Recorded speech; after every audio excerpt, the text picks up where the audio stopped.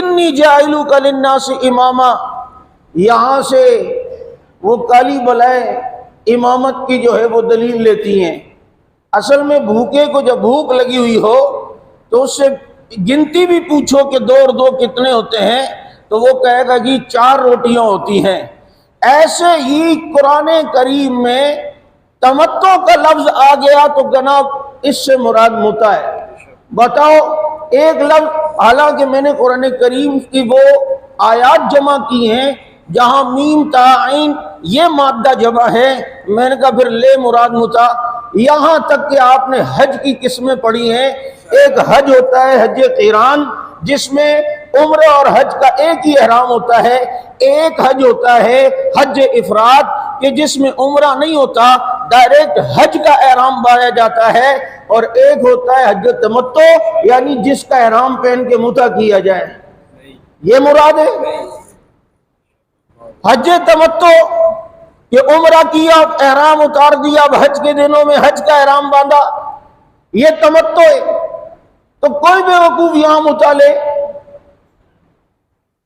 بابا اگر یہ بات ہے، اچھا دلیل یہی وہ ایک ان کا تھا، وہ مرد گیا طالب، وہ بھی اسی کو دلیل لے کر ایک دن بیان کر رہا ہے کہ ان کو امام بنایا تو امامت قرآن سے ثابت ہے۔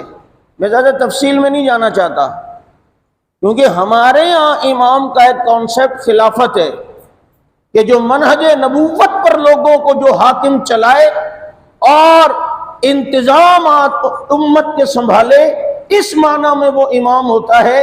اور وہ اگر غیر نبی ہے تو اس کا معصوم ہونا ضروری نہیں ہوتا، اس کا جناب وحی کا ہونا وہ جناب نہیں ہوتا، اس پر وحی نہیں آتی۔ لیکن ادھر امامت کا مطلب کچھ اور ہے، وہاں امام کا مطلب ہے نعوذ باللہ امام نبی سے افضل ہوتا ہے، وہ ماں کی ران سے پیدا ہوتا ہے، معصوم عن الخطا ہوتا ہے، عالم الغیب ہوتا ہے، اور جناب نبیوں سے اس کا درجہ اعلیٰ اور عرفہ نعوذ باللہ ہوتا ہے۔ چنانچہ اب یہ چیز ثابت کرنے کے لیے دلیل کون سی؟ ابراہیم علیہ السلام کو اللہ نے کہا انی جاعلک للناس اماما۔ اگر اس دلیل سے تو امامت ثابت کر رہا ہے تو پھر اپنے 12 امام کیوں مانتے ہو؟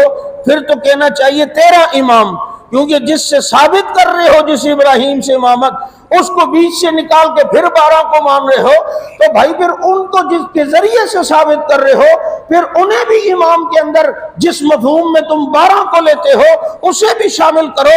لیکن کہتے ہیں جی 12 امام ہیں ہمارے، اور جناب دلیل ابراہیم علیہ السلام کے لفظ کے امامت سے دی جاتی ہے، تو پھر تو ہونا چاہیے تھا کہ جی 13 امام ہیں ہمارے، لیکن 13 نہیں بولتے 12 بولتے ہیں۔